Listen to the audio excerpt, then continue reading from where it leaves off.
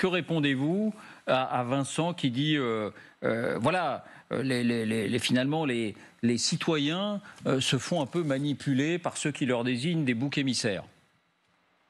Au fait, les citoyens ont les yeux grands ouverts et malgré la censure des réseaux sociaux, la diabolisation, ils osent maintenant dire ce que leurs yeux voient. Ils voient un chamboulement historique majeur. L'Europe n'a jamais été aussi musulmane, aussi africaine.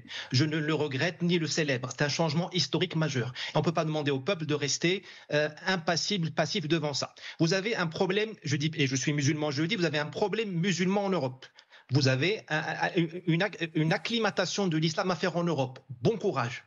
Les pays musulmans n'ont pas réussi à la faire complètement. Vous avez Daesh.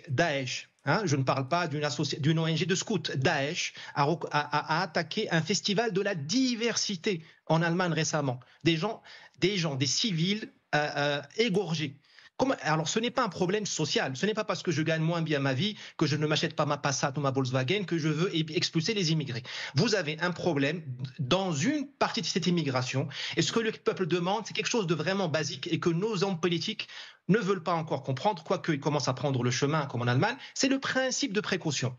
Regardons clairement les conséquences de l'immigration. Certaines sont positives, notamment dans le marché du travail, qui ne peut plus s'en passer, et certaines sont extrêmement négatives. J'en ai listé quelques-unes, il y en a d'autres. Les peuples ne veulent plus qu'on cache la poussière sous le tapis. Et si on ne le fait pas maintenant, ils vont le faire comme en Angleterre avec des lynchages et des émeutes. Je pense que l'enjeu aujourd'hui, c'est la démocratie. Soit les élus font le job de donner la justice, de répondre aux problèmes, soit les peuples vont le faire. Et ce sera très moche, très très moche.